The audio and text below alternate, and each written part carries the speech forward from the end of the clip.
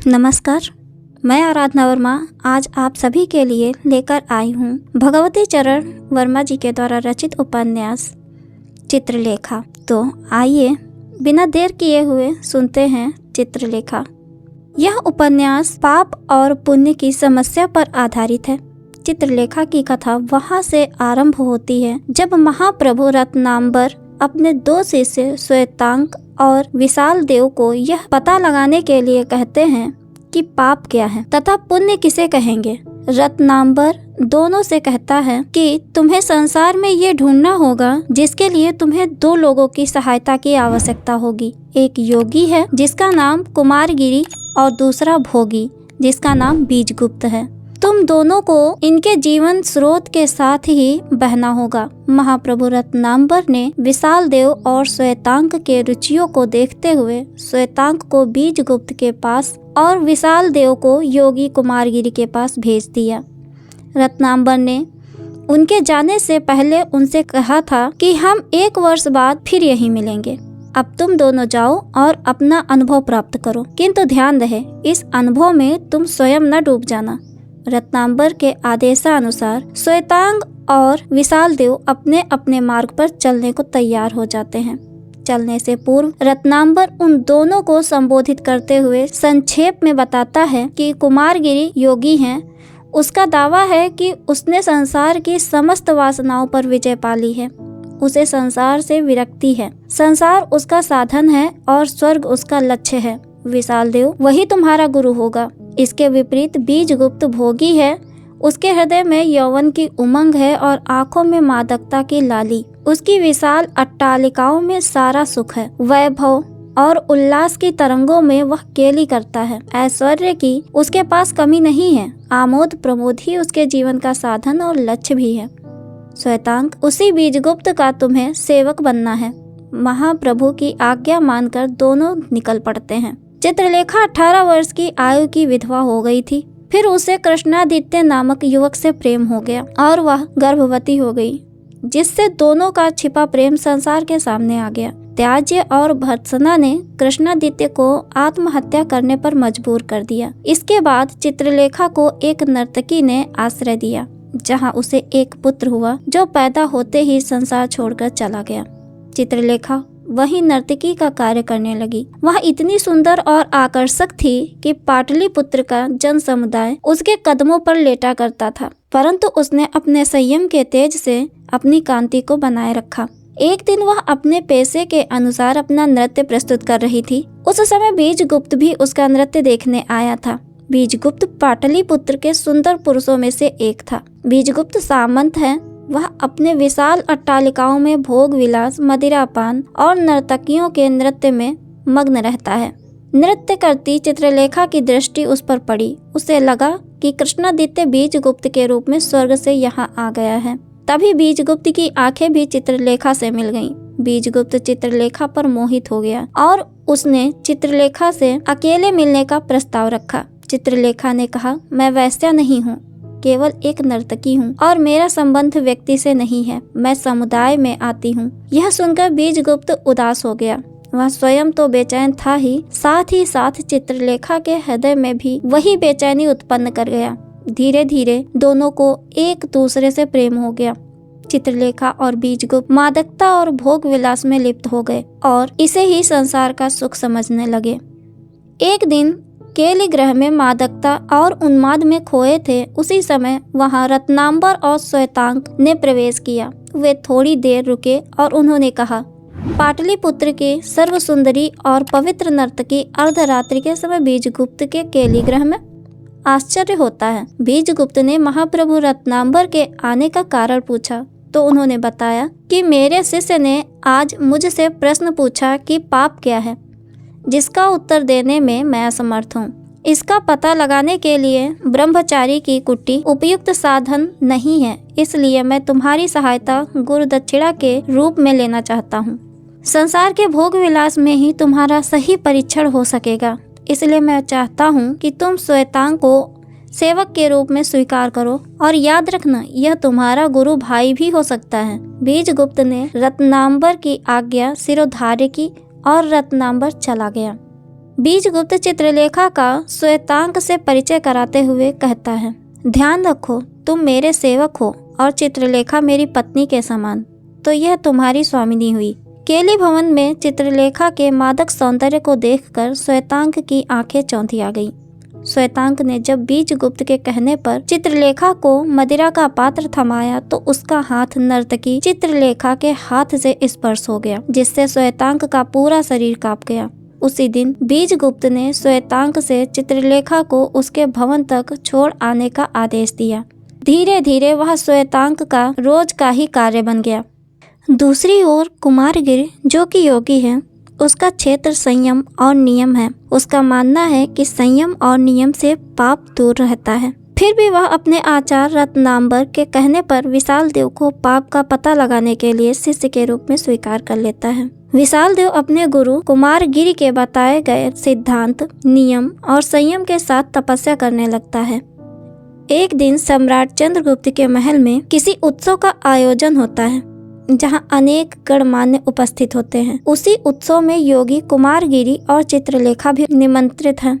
जब नृत्य का आयोजन प्रारंभ होता है तो चित्रलेखा अपना नृत्य प्रस्तुत करती है, जिसका आकर्षक सौंदर्य देखकर सब मोहित हो उठते हैं। चित्रलेखा जब नृत्य करना प्रारंभ करती है तो उसकी दृष्टि कुमारगिरि की तरफ जाती है। वह उन्हें देखकर उनकी ओर आकृष्ट होती है। तभी कुमारगिरि की दृष्टि चित्रलेखा से मिल जाती है। सम्राट की सभा में महामंत्री चाणक्य द्वारा तर्क वितर्क होता है, जिसमें कुमारगिरि अपने योग और साधना को समूह के समक्ष सिद्ध करते हैं। तभी चित्रलेखा कुमारगिरि के योग और संयम को समूह के समक्ष पलटकर लोगों में उसके प्रति संयम, उसके प्रति संशय उत्पन्न कर देती है, जिससे कुमारगिरि आहत हो जाता है और चित्रलेखा कुमारगिरि पर पूरी तरह से मोहित हो जाती है। पाटलिपुत्र के एक वयोवृद्ध सामंत हैं आर्य श्रेष्ठ मृत्युंजय। उनकी इकलौती कन्या है यशोधरा, जिसका विवाह वह अपने ही समान महान सामंत बीजगुप्त से करना चाहते हैं। बीजगुप्त उस नगर का सुंदर और महान सामंत है। यही जानकर मृत्युंजय ने यशोधरा के साथ उसके विवाह का प्रस्ताव रखा, लेकिन बीजगुप्त ने चित्रलेखा के प्रेम में इनकार कर दिया। उसने कहा है कि वह केवल एक ही स्त्री से प्रेम करता है, वह है चित्रलेखा। जब यह बात चित्रलेखा को पता चली तो उसने बीजगुप्त का विवाह यशोधरा से करवाने का निश्चय कर लिया और मन ही मन कुमारगिरि के आश्रम जाकर रहने का विचार बना लिया। इस समय वह बीजगुप्त को त्यागने और स्वयं कुमारगिरि के आश्रम में जाकर रहने के परिणामों से बिल्कुल अपरिचित थी। उसने बीजगुप्त से यशोधरा के विवाह का प्रस्ताव रखा और बीजगुप्त से यह भी कहा कि यशोधरा से विवाह करने में ही तुम्हारा भला हो सकेगा और तुम्हारा वंश बढ़ाने के लिए तुम्हें उत्तराधिकारी मिल सकेगा। रहा मेरा प्रश्न, तो मैंने कुमारगिरि के आश्रम में जाने का निर्णय लिया है। बीजगुप्त ने चित्रलेखा से कहा, मैं केवल तुमसे प्रेम करता हूँ, किसी और की कल्पना और प्रेम मैं नहीं कर सकता। बीजगुप्त की इन बातों को चित्रलेखा ने अनदेखा कर दिया। चित्रलेखा के कुमारगिरि के आश्रम में जाने के बाद बीजगुप्त पाटलिपुत्र में न रह पाया। उसने मृत्युंजय की पुत्री के साथ विवाह का प्रस्ताव भी ठुकरा दिया। उसे सारी बातें उसे परेशान करने लगीं। उसने मृत्युंजय के भवन जाकर क्षमा मांगने का निर्णय लिया और श्वेतांक से संदेश भिजवाया। श्वेतांक मृत्युंजय के महल संदेश लेकर पहुंचा तो वहां उनकी पुत्री यशोधरा मिली। उस समय उसके पिता महल में अनुपस्थित थे। श्वेतांक की दृष्टि यशोधरा की दृष्टि से मिली। यशोधरा सुंदर और आकर्षक थी।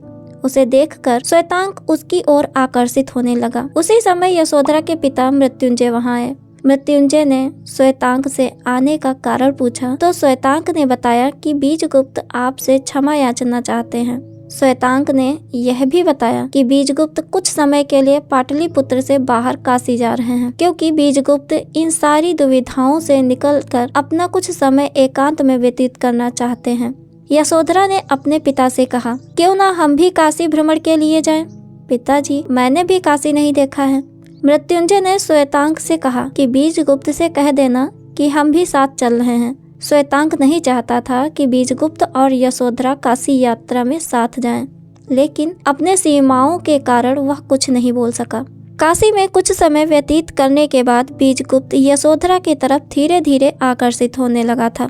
लौटने पर उसने यशोधरा से विवाह करने का निर्णय लिया। उसने मन ही मन कहा कि चित्रलेखा ने मुझे छोड़ा है, मैंने चित्रलेखा को नहीं। जब यह प्रस्ताव वह श्वेतांक द्वारा यशोधरा तक भिजवाना चाहता है तो श्वेतांक उसे बताता है कि यशोधरा से तो वह स्वयं विवाह करना चाहता है। यह जानकर बीजगुप्त क्रोधित होता है और सोचता है कि यशोधरा से विवाह वही करेगा, श्वेतांक उसका अधिकारी नहीं है। लेकिन बाद में श्वेतांक के मन की पीड़ा जानकर वह स्वयं उसका प्रस्ताव लेकर मृत्युंजय के पास गए और उसकी तारीफ करते हुए यशोधरा से उसके विवाह का प्रस्ताव रखा। मृत्युंजय श्वेतांक के पिताजी के सहपाठी थे।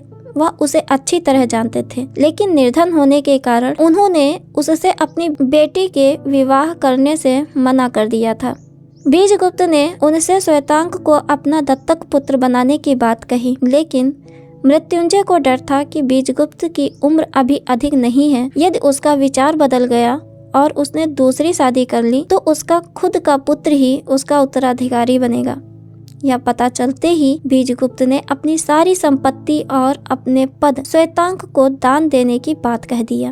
फिर बड़े धूमधाम से श्वेतांक और यशोधरा का विवाह संपन्न हो गया।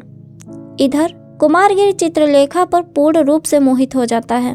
वासना की आग में धधकता उसका मन ध्यानस्थ हो ही नहीं पाता। वह चित्रलेखा के शरीर को भोगना चाहता है। चित्रलेखा उसकी भावनाओं को अच्छी तरह समझने लगती है। कुमारगिरि का योग उसे पूर्णतः आडंबर लगने लगता है। वह इस आडंबरी दुनिया से अब निकलना चाहती है। अब चित्रलेखा पुनः बीजगुप्त के पास जाना चाहती है। यह जानकर कुमारगिरि विचलित हो उठता है और चित्रलेखा से झूठ बोलता है कि अब तो बीजगुप्त का विवाह यशोधरा से हो गया, तुम वहां जाओगी तो बीजगुप्त तुम्हें वहां से निकाल देगा। यह सब सुनकर चित्रलेखा आहत हो जाती है।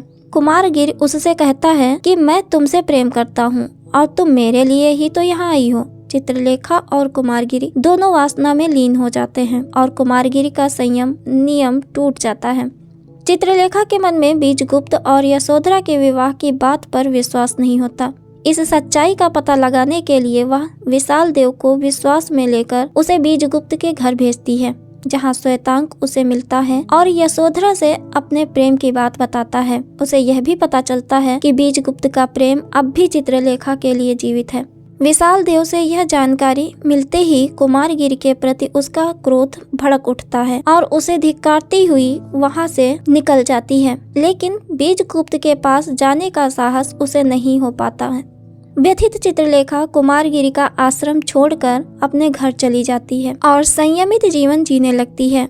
श्वेतांक जब अपने विवाह के प्रति भोज में शामिल होने के लिए जब उसे निमंत्रण देने आता है तो उसे बीजगुप्त, यशोधरा और श्वेतांक के विवाह तथा बीजगुप्त के भिखारी के रूप में निकल जाने आदि सभी बातों का पता चलता है। उस समय वह श्वेतांक को शुभकामनाएं तो देती है, लेकिन प्रतिभोज में शामिल नहीं होती है, बल्कि रात्रि में बीजगुप्त से मिलने जाती है।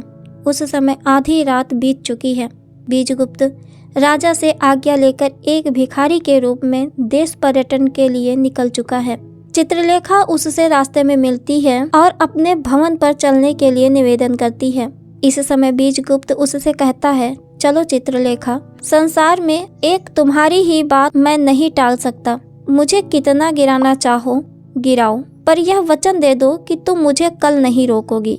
भवन जाने पर बीजगुप्त से सभी बातें चित्रलेखा बताती है। अपना दुख बताते हुए वह बीजगुप्त से कहती है कि मैं कुमारगिरि की वासना का साधन बन चुकी थी, इसीलिए तुम्हारे पास आना नहीं चाहती थी, मुझे क्षमा कर दो। बीजगुप्त हंस पड़ता है। वह चित्रलेखा से कहता है, चित्रलेखा, तुमने बहुत बड़ी भूल की, तुमने मुझे समझने में भ्रम किया, तुम मुझसे क्षमा मांगती हो। चित्रलेखा, प्रेम स्वयं एक त्याग है, विस्मृति है, तन्मयता है। प्रेम के प्रांगण में कोई अपराध ही नहीं होता, फिर क्षमा कैसी? फिर भी यदि तुम कहलाना ही चाहती हो तो मैं कह देता हूँ, मैं तुम्हें क्षमा करता हूँ। बीजगुप्त पुनः जब अपनी यात्रा पर जाने की बात कहता है तो चित्रलेखा अपने धन के साथ रहने का प्रस्ताव रखती है, लेकिन बीजगुप्त अब वैभवपूर्ण जीवन न जीने की बात कहता है। फिर चित्रलेखा भी अपनी सारी धनराशि दान में दे देती है और दोनों भिखारी बनकर निकल पड़ते हैं। इस समय दोनों के चेहरे अत्यंत प्रसन्न हैं। एक वर्ष बीत जाने के बाद जब रत्नांबर ने श्वेतांबर से पूछा कि बताओ कुमारगिरि और बीजगुप्त में पापी कौन है, तो श्वेतांग कहता है कि बीजगुप्त त्याग की प्रतिमूर्ति है और देवता है।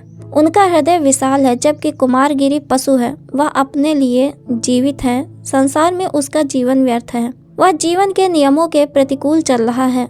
अपने सुख के लिए उसने संसार की बाधाओं से मुंह मोड़ लिया है। कुमारगिरी पापी है। रत्नांबर ने यही प्रश्न विशाल देव से पूछा। तुमने तो योग की दीक्षा भी ले ली है, तुम योगी हो गए हो। अब तुम तो बतलाओ कि कुमारगिरी और बीजगुप्त में से पापी कौन है। विशाल देव कहता है, महाप्रभु कुमारगिरी अजित हैं। उन्होंने ममत्व को वशीभूत कर लिया है। उनकी साधना, उनका ज्ञान और उनकी शक्ति पूर्ण है, और बीजगुप्त वासना का दास है। उसका जीवन संसार के घृणित भोग विलास में है। वह पापी है। पाप में संसार का वह मुख्य भाग है। रत्नांबर ने विभिन्न परिस्थितियों में रह रहे अपने दोनों शिष्यों से कहा कि संसार में पाप कुछ भी नहीं है। वह केवल मनुष्य के दृष्टिकोण की विषमता का दूसरा नाम है। प्रत्येक व्यक्ति एक विशेष प्रकार की मनः प्रवृत्ति लेकर उत्पन्न होता है। प्रत्येक व्यक्ति इस संसार के रंगमंच पर एक अभिनय करने आता है। अपनी मनः प्रवृत्ति से प्रेरित होकर अपने पाठ को दोहराता है। यही मनुष्य का जीवन है। जो कुछ मनुष्य करता है वह उसके स्वभाव के अनुकूल होता है, और स्वभाव प्राकृतिक है, अपना स्वामी नहीं। वह परिस्थितियों का दास है, विवश है, कर्ता नहीं है। वह केवल साधन है। फिर पुण्य और पाप कैसा? अंत में उन्हें समझाते हुए रत्नांबर कहते हैं कि संसार में इसीलिए पाप की परिभाषा नहीं हो सकी और न हो सकती है। हम न पाप करते हैं और न पुण्य करते हैं। हम केवल वह करते हैं जो हमें करना पड़ता है। अंत में उठते हुए उन्होंने कहा कि यह मेरा मत है। आपका मानना या न मानना आपके ऊपर निर्भर है। और दोनों शिष्यों को आशीर्वाद देते हुए वहां से चले जाते हैं। वास्तव में चित्रलेखा की कथा वस्तु उसे औपन्यासिक रचना का रूप प्रदान करती है, और उसकी अभिव्यक्ति में कवित्व झलकता है। यहाँ हम कर्म और भोग को समानांतर रूप में देख सकते हैं। इस रचना में लेखक एक तरफ कर्म पर जोर देता है तो दूसरी तरफ भोग के प्रति भी आश्वस्त दिखाई देता है। आई होप आप लोगों को यह वीडियो पसंद आया होगा। फिर मिलते हैं नेक्स्ट वीडियो में। तब तक के लिए धन्यवाद।